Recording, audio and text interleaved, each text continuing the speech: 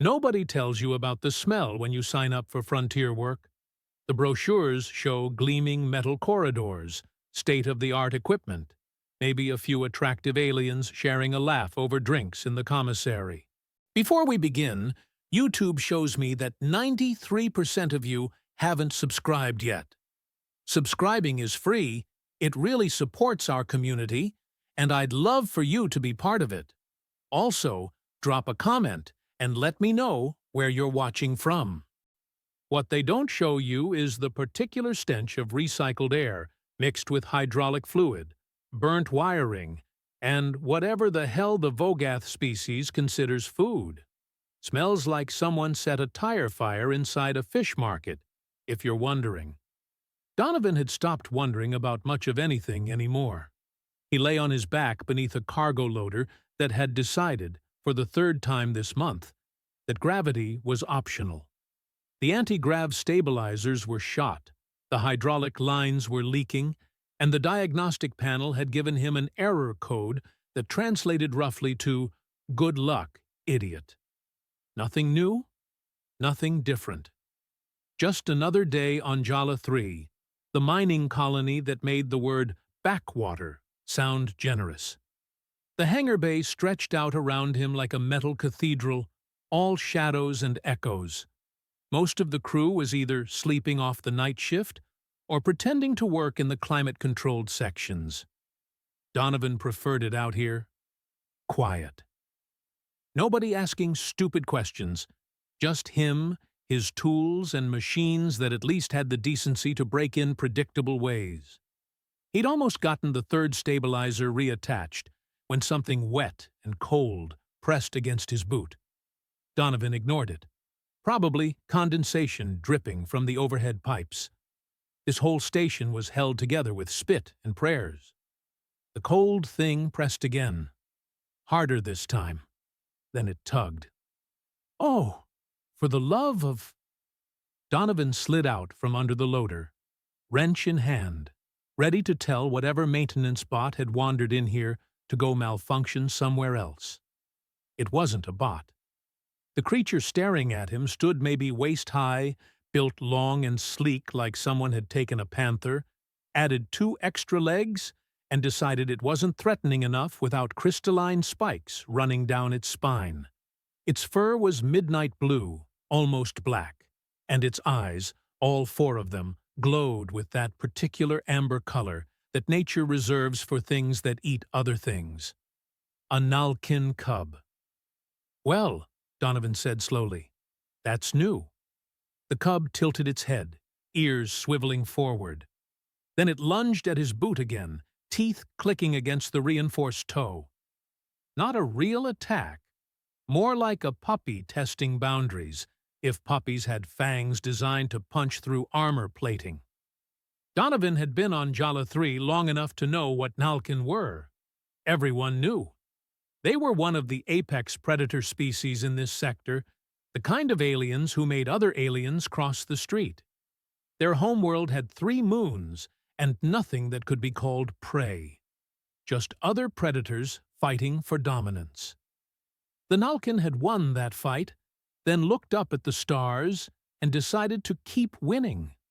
They served in galactic militaries, ran private security firms, and occasionally showed up as diplomats when someone needed to make a point that involved implied violence, and this little one was chewing on his boot like it was a squeaky toy. "Hey," Donovan said, "stop that." The cub ignored him, worrying at the laces now. Most people, most sane people, would have backed away slowly. Called security. Let the professionals handle the baby murder machine. Nalkin cubs were still Nalkin, and even the young ones could take your hand off if they felt like it. Donovan was tired, covered in hydraulic fluid, and had been welding for 6 hours straight. His give-a-damn had clocked out around hour 3. He reached down, grabbed the cub by the scruff of its neck, carefully, the way you'd grab a cat, and pulled it away from his boot. The cub squirmed, all 6 legs pedaling air, making a sound somewhere between a hiss and a chirp. "No," Donovan said firmly. Bad space cat. The cub blinked at him. Then, quick as anything, it twisted in his grip and nipped at his hand.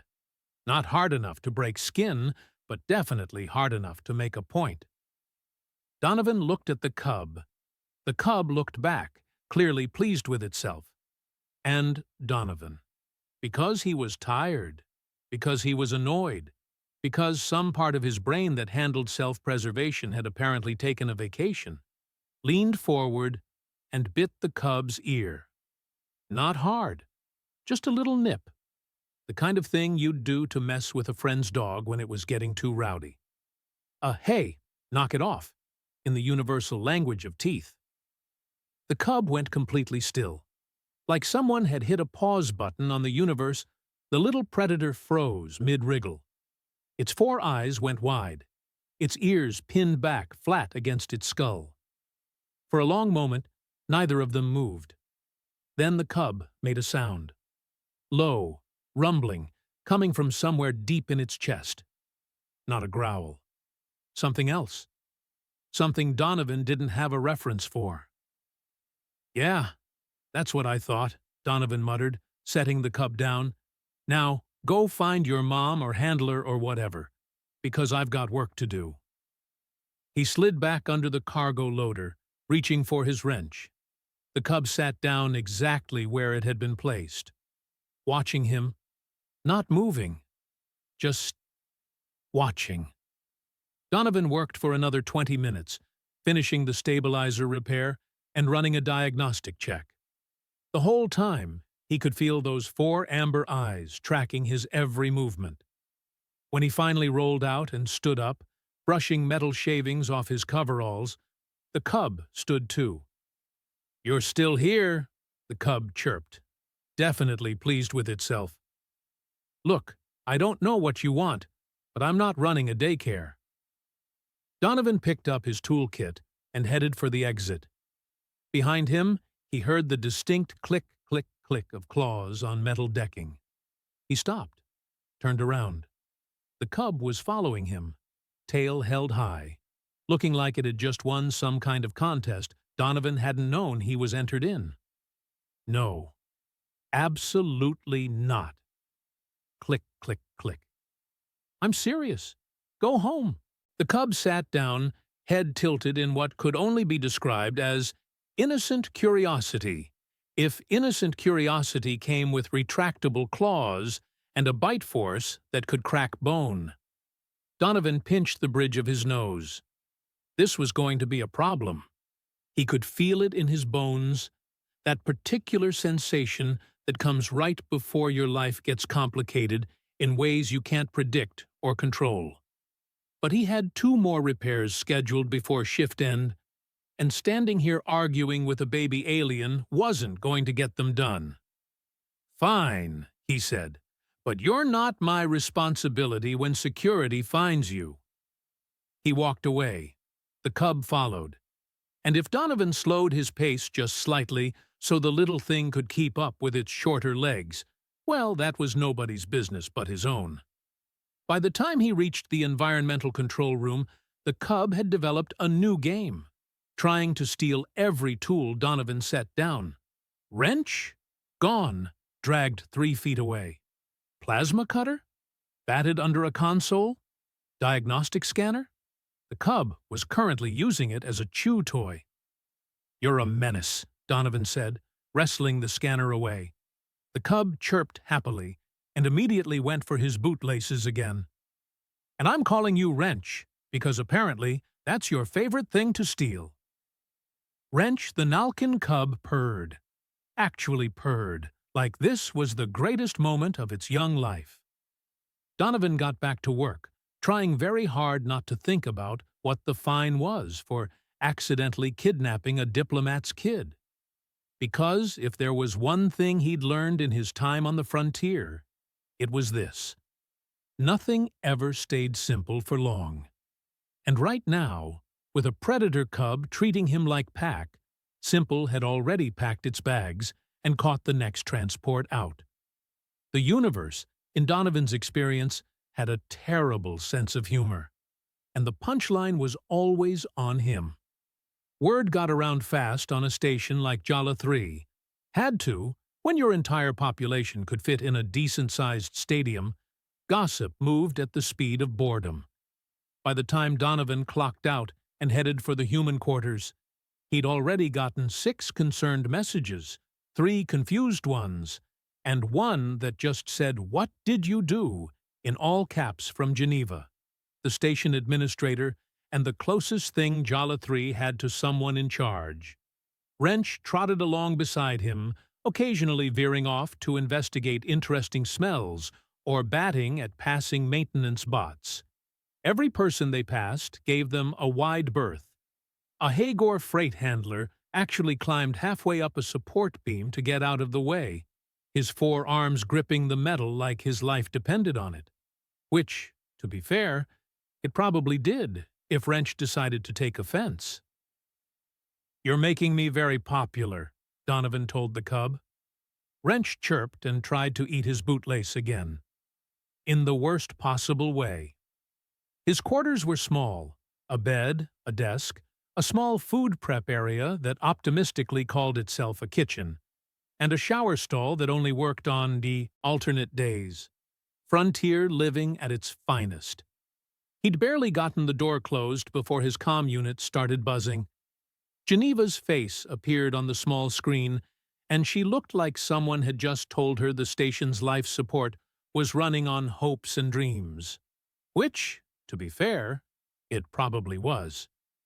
"Donovan," she said, in that carefully controlled voice people use when they're trying very hard not to scream, "there is a Nalkin diplomatic envoy currently tearing apart Bay 6 looking for a missing cub. Would you happen to know anything about that?" Donovan looked down. Wrench had made himself comfortable on the only chair in the room and was currently grooming one of his front paws, perfectly content. "Define know anything," Donovan said. "Donovan. It followed me. What was I supposed to do? Kick it?" Geneva closed her eyes and took a long breath, the kind people take when they're reconsidering their life choices. The Nhalkin are not exactly known for their understanding nature when it comes to their young. The mother is, and I cannot stress this enough, extremely upset. We're talking diplomatic incident levels of upset. We're talking potential war crime levels of upset. "It's in my quarters. Safe. Not a scratch on it. Bring it to the main conference room, now." "And Donovan?" Geneva's expression shifted to something that might have been concern, or might have been preemptive grief. "Try not to die in the next 20 minutes. I've already got enough paperwork." The screen went dark. Donovan looked at Wrench. Wrench looked back, made a sound like a question mark given vocal form, and stretched luxuriously across the chair. "Well," Donovan said, "this should be fun." The conference room was designed to handle multi-species meetings, which meant it was too cold for humans, too warm for Frostheim natives, and somehow still smelled like the Vogath lunch rush. Geneva stood near the door, looking like she'd aged a month in the past hour. Next to her stood 3 Nalkin, and if Wrench was concerning, these were absolutely terrifying. Adult Nalkin stood nearly as tall as a human at the shoulder, which meant when they rose on their hind legs, which they could do and did frequently, they towered over most species. Their crystalline spikes were longer, sharper, and currently gleaming under the conference room lights in a way that suggested they were more weapon than decoration. The largest of the 3 stepped forward. Her fur was darker than Wrench's, almost pure black, with silver streaks that might have been decorative or might have been scars. Her 4 eyes fixed on Donovan with an intensity that made his hindbrain scream suggestions about running, hiding, or possibly both. "You," she said, in perfectly accented Standard Galactic that somehow made the language sound like a threat, "are the human who took my offspring." Wrench, who had followed Donovan the entire way here despite his best efforts to discourage it, chirped happily and bounded forward. Every Nalkin in the room tensed. But Wrench didn't go to his mother. He went straight to Donovan, circling his legs once before sitting directly in front of him, between him and the adult Nalkin, tail curled around Donovan's ankle. The silence that followed could have been cut with a knife and served at dinner. "Jaka," Geneva said carefully, using the name she'd presumably learned in the past hour of frantic diplomacy. "This is Donovan. He's one of our maintenance engineers. I'm sure this is all a misunderstanding." "My son," Jaka said slowly, each word measured and precise, "has marked you." Donovan blinked. "Marked me? He bit my boot. I told him to stop." And then one of the other Nalkins spoke up, younger, male, watching Donovan like he was a puzzle that didn't make sense. "And then I bit him back," Donovan said, "because honestly, what was the point of lying? Just a little nip on the ear. To make a point. You know that sound a room makes when everyone stops breathing at once? That particular quality of silence that suggests something important just happened, and you're the only one who doesn't know what? That sound." Jaka moved closer, and despite every instinct telling him to back up, Donovan held his ground, mostly because Wrench was still planted in front of him, and stepping back would mean stepping on a baby predator, which seemed like a bad idea on multiple levels. The adult Nalkin leaned down, so close Donovan could see the patterns in her fur, could smell something like cinnamon and ozone. She sniffed him, actually sniffed him, the way a dog would, starting at his shoulder and working down. Then she sniffed Wrench. Then she sat back on her haunches and made a sound that Donovan's translator unit struggled with before settling on profound confusion mixed with disbelief. "Geneva," Jaka said, not taking her eyes off Donovan. "What do you know of Nalkin pack structure?" Geneva, to her credit, had clearly been doing her homework. "You're a hierarchical species. Pack bonds are formed through dominance displays and maintained through scent marking and physical interaction. Cubs learn their place in the pack through play that's also testing?" Close enough. Jaka's tail lashed once, twice. When a cub challenges, they are asserting themselves, testing boundaries, seeking their place. An adult who is challenged has two options: reject the cub or accept the challenge and establish dominance. "Okay," Donovan said slowly, getting a bad feeling about where this was going. "Rejection is simple. You walk away. You do not engage. The cub learns they are not pack, not yet, and must try harder to prove themselves. And the other option? You bite back," the younger male said, and there was something in his voice that might have been awe or might have been horror. "You accept their challenge and show them you are stronger. You claim them as pack, as subordinate to you, but pack nonetheless." "Oh. Oh no. So when Donovan started. "You claimed my son as pack," Jaka finished.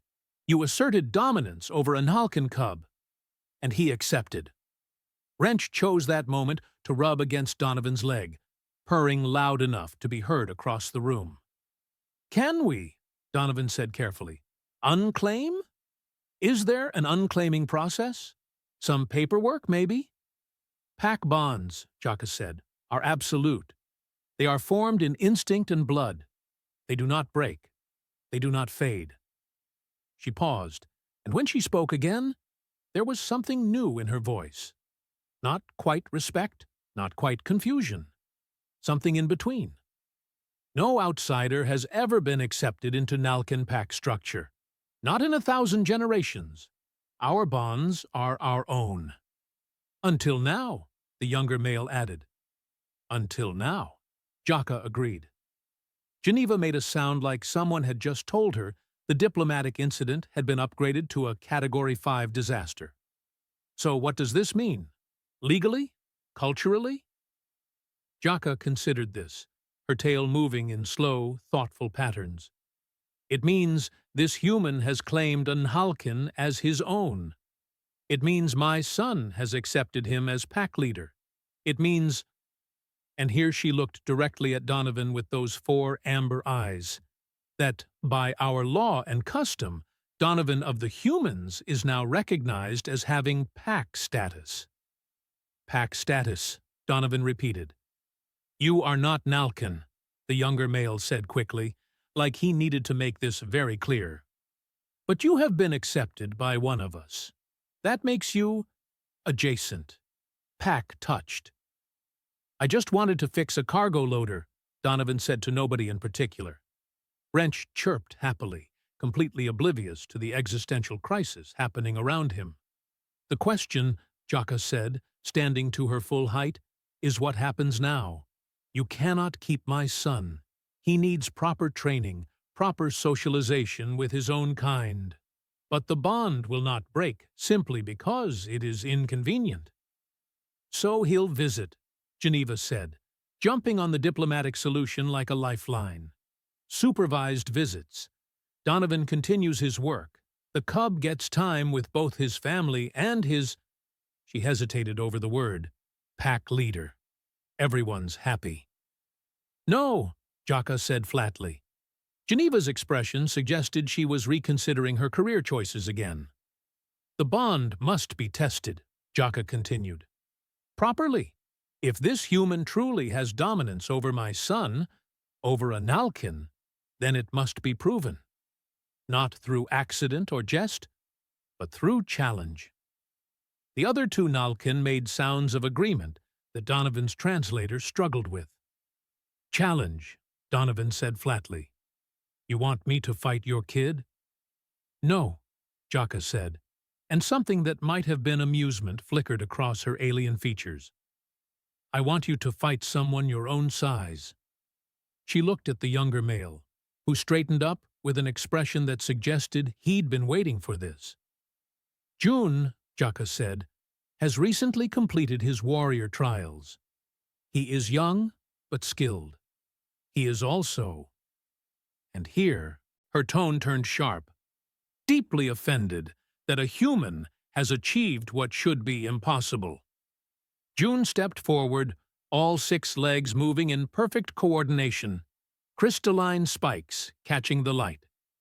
No human should hold status over Nhalkin, he said. It is wrong. It is offensive. It should not be. Well, that's pretty clear, Donovan said. So I challenge you, June continued. Dominance display, traditional rules. You win. You keep your status.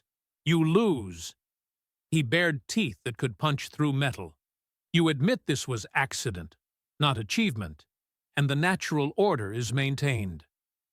Wrench, still sitting loyally at Donovan's feet, growled. A tiny, high-pitched sound that would have been adorable if it wasn't coming from something that would eventually grow up to be an apex predator. And if I refuse? Donovan asked. Then you admit you have no real claim, Jaka said simply. The bond breaks through your own cowardice, and my son learns an important lesson about false strength. Geneva looked like she wanted to argue, but Donovan held up a hand. He looked down at Wrench, who looked back up at him with those 4 amber eyes, completely trusting. He thought about the way the cub had followed him around all day, stealing his tools and trying to eat his bootlaces. He thought about that moment in the hangar when he'd bitten back without thinking, just reacting the way any tired, annoyed human might. And he thought about backing down now, walking away, letting some alien warrior prove that humans were exactly what the galaxy thought they were. Soft, weak, prey animals playing at being civilized. When? Donovan asked. June's expression shifted into something that might have been a smile, if smiles had that many teeth. Tomorrow, midday, the cargo bay where this began. Bring witnesses. Donovan, Geneva started. I'll be there, Donovan said. The Nhalkin left, Jaka carefully collecting Wrench despite the cub's protests. As they disappeared down the corridor, Geneva turned to Donovan with an expression somewhere between fury and resignation. "You're going to get yourself killed over a baby alien who likes your boots." "Probably," Donovan agreed. "And there's nothing I can say to change your mind." "Nope," Geneva sighed, long and deep. "I'll start the paperwork for your next of kin." "Appreciate it." As Donovan headed back to his quarters, he couldn't shake the feeling that he'd just agreed to something monumentally stupid. Which, in his experience, was usually when things got interesting. The universe had a terrible sense of humor. And somehow, Donovan kept ending up as the punchline. News of the challenge spread through Jala 3 like a virus through a ventilation system. Fast, unavoidable, and leaving everyone slightly sick with anticipation. By midday, the cargo bay looked less like a workspace and more like an arena. Someone had cleared out the equipment, drawn a circle on the deck plating with what Donovan hoped was paint and not something biological, and set up what could only be described as bleachers made from cargo containers. The crowd was impressive. Humans who should have been working, Hagor merchants taking bets, a few Vogoth who'd wandered in to see what the fuss was about, and what looked like half the Nhalkin delegation. Geneva stood near the circle, looking like she'd already written Donovan's eulogy, and was just waiting to deliver it. Donovan showed up in his work coveralls, because if he was going to die doing something stupid, he might as well be comfortable. He'd wrapped his hands in grip tape from the machine shop and done exactly zero other preparation, because what do you even do to prepare for fighting an alien predator? Watch nature documentaries? Practice getting mauled? June was already in the circle, moving through what looked like stretches, but were probably ceremonial warm-ups. His crystalline spikes gleamed under the bay lights, and his muscles moved under his fur like cables under tension. He looked fast. He looked strong. He looked like something that evolution had spent millions of generations perfecting into a killing machine. Donovan looked like a guy who fixed air conditioning for a living. "You can still back out," Geneva said quietly as he approached. "Say you were confused about the customs. Cultural misunderstanding. I'll smooth it over." "And then what?" Donovan asked. "Wrench learns that humans fold when things get hard? That pack bonds mean nothing if they're inconvenient? Wrench is a cub. He'll forget you in a week." "Maybe," Donovan said, "but I won't forget him." Geneva opened her mouth, closed it, then shook her head. "You're either incredibly brave or incredibly stupid. Can't it be both?" Jaka stepped forward, acting as what Donovan's translator called a challenge keeper. Part referee, part witness, part judge. She raised one clawed hand, and the crowd quieted. "The challenge is witnessed," she announced, her voice carrying across the bay. "Dominance display, traditional rules. Submission or unconsciousness ends the fight. Death is not the goal, but accidents happen. Both parties acknowledge this." "Acknowledged," June said immediately. Donovan took a breath. "Yeah, sure. Let's get this over with." "Then begin." June moved like liquid violence, closing the distance between them in a heartbeat. Donovan had just enough time to think this was a terrible idea before the Nhalkin was on him, all 6 legs and claws and teeth designed for exactly this kind of confrontation. Donovan did what any reasonable person would do when charged by a predator. He dove sideways. Not graceful, not pretty, but effective. June's claws raked through empty air, where Donovan's torso had been a second earlier, and the human hit the deck hard enough to knock the wind out of his lungs. The crowd made various sounds of appreciation or disappointment, depending on their betting positions. Donovan rolled, got his feet under him, and immediately had to dodge again as June pivoted with terrifying speed. Those crystalline spikes weren't just for show. They whistled through the air like thrown knives, and one of them caught Donovan's shoulder, tearing through his coveralls and drawing first blood. "Point to the apex predator," Donovan muttered, backing up to keep the Nalkin in front of him. June didn't gloat, didn't pause, just kept coming, methodical and patient, like he had all day to take apart this soft human who thought he could claim pack status. And here's the thing about humans that the galaxy consistently underestimates. Humans are persistence hunters. Back on Earth, before cities and ships and faster-than-light travel, humans ran their prey to death. Couldn't outrun an antelope in a sprint? Fine. Follow it for hours. Days, if necessary. Wait until it collapsed from exhaustion, then move in for the kill. Humans don't win by being faster or stronger. They win by being too stubborn to quit. Donovan let June press the attack, dodging and weaving, taking hits that didn't slow him down but avoiding the ones that would. He watched how the Nhalkin moved, how he telegraphed his strikes with a slight shift of his weight, how those 6 legs meant better stability, but also more coordination required. 3 minutes in, June's breathing got heavier. 5 minutes in, his attacks got sloppier. 8 minutes in, Donovan stopped retreating and started countering. It wasn't pretty fighting. Donovan had learned to brawl in station bars and maintenance bay disagreements, all elbows and headbutts and dirty tricks that would make a martial artist weep. When June lunged, Donovan grabbed a handful of fur and used the alien's own momentum to throw him off balance. When those claws came for his face, he ducked under and drove his elbow into what he hoped was a sensitive spot. Turned out it was, based on the sound June made. The crowd was getting louder now, a mix of cheers and shocked silence, as the human who should have been dead in the first 30 seconds was still fighting, still moving, still refusing to go down. Donovan's shoulder was bleeding. His ribs hurt. He was pretty sure his left hand was broken from where he'd blocked a strike wrong. But June was panting, favoring his right side where Donovan had gotten in a solid kidney shot, or whatever Nalkin had that served the same purpose. "Just submit," June growled between breaths. "You fought well. No shame in losing to your betters." Donovan spat blood. He'd bitten his tongue at some point and grinned. "Funny thing about humans, we don't really do the whole know your place thing." He feinted left, and when June moved to counter, Donovan dropped low and swept the alien's legs.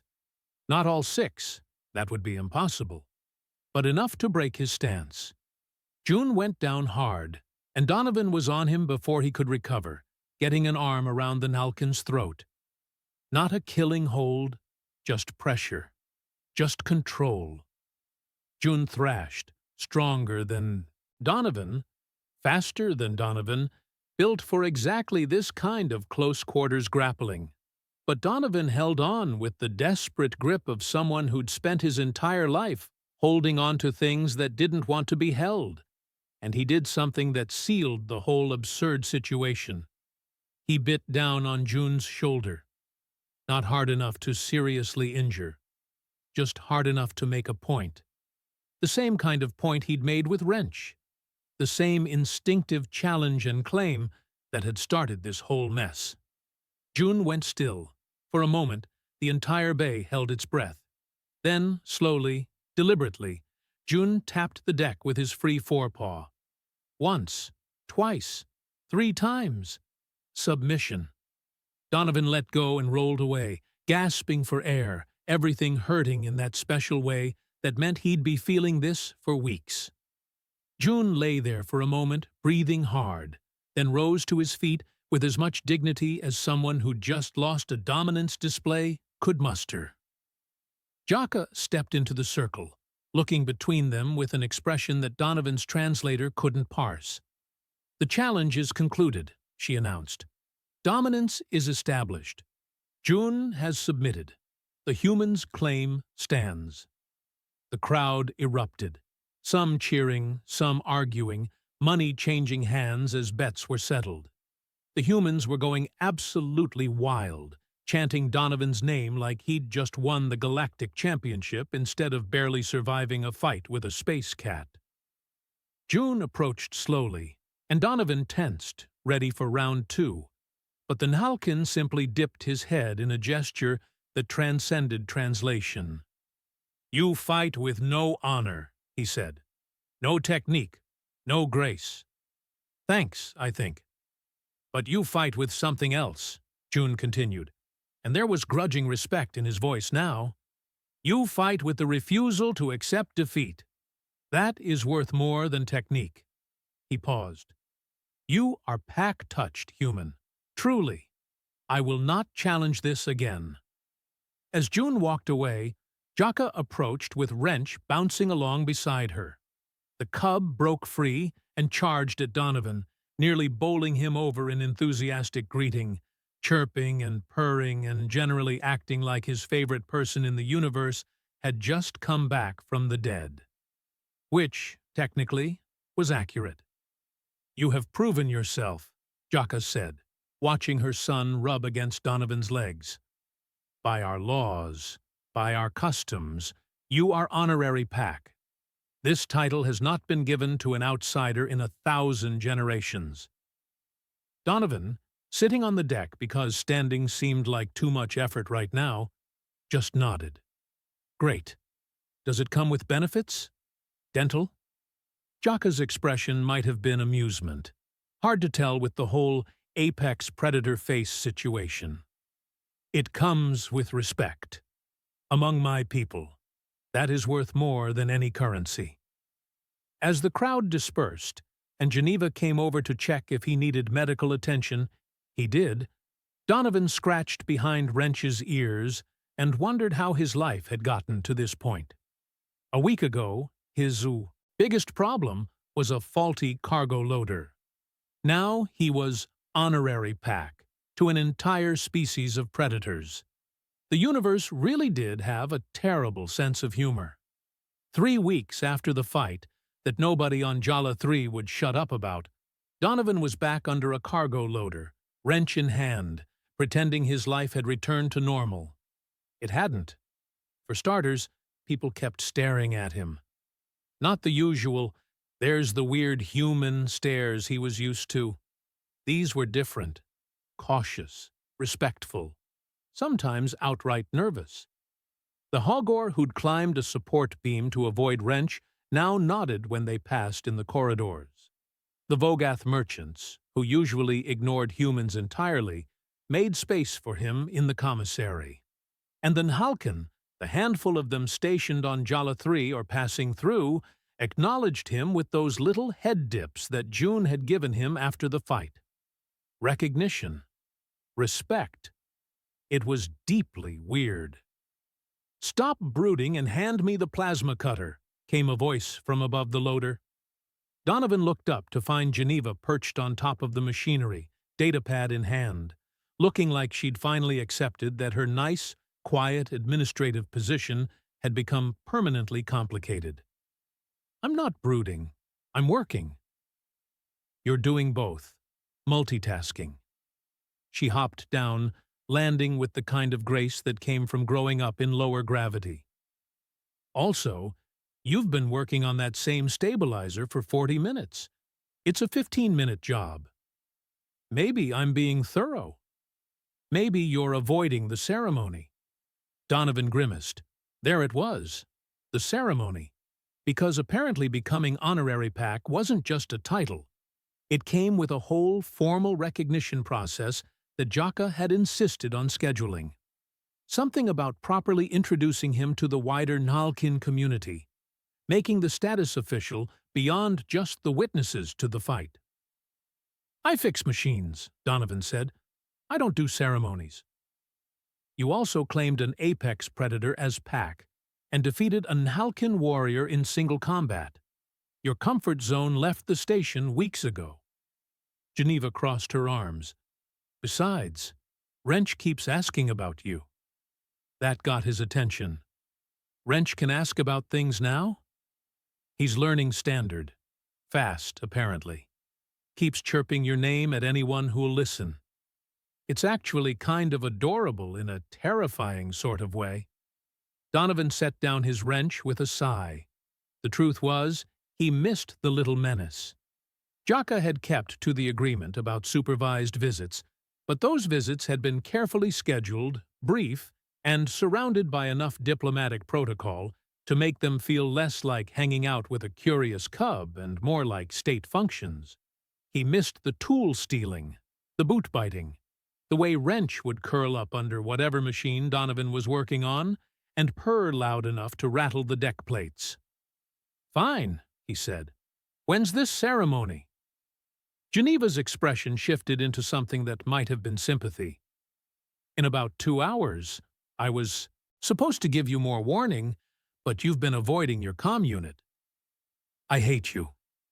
"You really don't." She handed him a data chip. "Here. I had the cultural database pull up everything about Nalkin ceremonies. Thought you might want to know what you're walking into." Donovan pocketed the chip without looking at it. "Anything I should be worried about?" "Well, there's no fighting involved this time, so you're already ahead." Geneva started walking toward the exit, then paused. "Donovan, what you did, with Wrench, with Jun, people are talking. Not just here. The story's spreading to other stations, other systems." "Great. I'm famous for being stupid." "No," Geneva said quietly. "You're famous for being human." The ceremony took place in the station's largest conference hall, which had been transformed into something that looked halfway between a formal reception and a nature preserve. Someone had brought in actual plants, real ones, not hydroponic station crops, and the lighting had been adjusted to mimic the sunset of the Nalkin homeworld. Donovan walked in wearing the cleanest coveralls he owned, which was still basically work clothes, and immediately felt underdressed. The room was packed with Nalkin, dozens of them, all radiating that particular apex predator energy that made his hindbrain scream about finding the nearest exit. Then Wrench spotted him.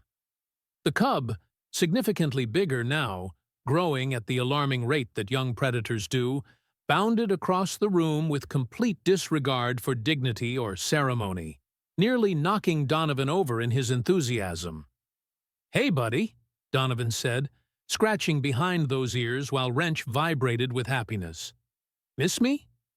"Donovan," Wrench said, and hearing his name in that chirping, growling voice was surreal enough that Donovan forgot to be nervous about the crowd watching them. "Donovan Pack. Wrench Pack." "Yeah," Donovan said, surprised by the tightness in his chest. "We're Pack." Jaka approached with the kind of deliberate grace that suggested she was giving Donovan time to prepare himself.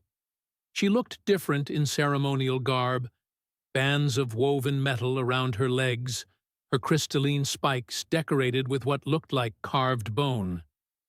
"Thank you for coming," she said formally. "I know this is not your custom. Figured I owed you that much. You know, for not eating me when this all started." Something that might have been humor flickered in her 4 eyes. "The temptation was there," she admitted. Then, louder, addressing the gathered Nalkin, "We witness today something that has not occurred in living memory. A human, an outsider, has been accepted as Pack. Not through deception or manipulation, but through the oldest law we know, the law of challenge and response." The crowd made various sounds of acknowledgement, a rumbling that Donovan felt in his bones. "Donovan of the humans bit back when challenged," Jaka continued. "He claimed Pack status through instinct, not knowledge. He defended that claim through combat, through persistence, through the refusal to submit. These are qualities we value. These are qualities we recognize." She gestured, and Jun stepped forward, carrying something on a ceremonial cloth. It was a band similar to the ones Jaka wore, but sized for a human arm, carved with patterns that Donovan's translator suggested meant something like pack touched by choice. "This is not adoption," Jaka said, taking the band and approaching Donovan. "You do not become Nalkin, but you are recognized, you are acknowledged, you are pack adjacent, and that makes you kin in ways that transcend species." She fastened the band around his upper arm. It was warm, almost alive, and fit perfectly despite being made for alien anatomy. "Wear this," Jaka said quietly, "for his ears only. Wear it, and know that across the sector, Nalkin will see it and understand. You claimed one of us. You fought for that claim. That means something." Donovan looked down at Wrench, who was practically glowing with pride. "I just didn't want some cub biting my boots. And we just wanted to survive on a world that wanted us dead," Jaka said. "Motivation matters less than outcome. You are pack-touched, Donovan of the humans. Accept it or spend your life fighting what is already true." The ceremony continued. Formal words, ritual gestures, other Nalkin coming forward to acknowledge him with those little head dips. It should have felt overwhelming, but with Wrench pressed against his leg and the weight of the band on his arm, it felt right. Strange, but right. Later, after the ceremony ended and the crowd dispersed, Donovan found himself back in the cargo bay with Wrench, showing the cub how to properly calibrate a stabilizer. "You're teaching him to be a mechanic?" Geneva had appeared with 2 cups of terrible station coffee, offering one. "He keeps trying to help," Donovan said. "Figured I might as well make it useful help." Wrench, tongue sticking out slightly in concentration, carefully adjusted a setting under Donovan's guidance. When the diagnostic panel flashed green, the cub chirped with delight and looked up for approval. "Good job, buddy," Donovan said, and meant it. Geneva watched them work for a moment. "You know what the funny thing is? The galaxy spent centuries trying to figure out humans, studying us, analyzing us, trying to understand what makes us tick, and you just," she gestured at Wrench, "accidentally showed them." "Showed them what?" "That we don't really think about hierarchy, about who's supposed to be stronger or faster or more dangerous. We just," she paused, searching for words, "we just respond. Some cub bites our boot, we bite back, not because we're trying to dominate, but because that's just what you do. You treat everyone like they're on your level until they prove otherwise." Donovan considered this while Wrench successfully installed a component without being told. "That a fancy way of saying we're too dumb to know when we're outmatched?" "Maybe," Geneva admitted. "Or maybe it's saying you're too stubborn to care." A message popped up on Donovan's comm unit, another repair request, this time in Bay 9. He sighed, gathered his tools, and stood up. Wrench immediately followed. "You know he's going to follow you everywhere now," Geneva said. "Yeah," Donovan said, watching the cub trot along beside him, tail held high, looking like he'd won the lottery.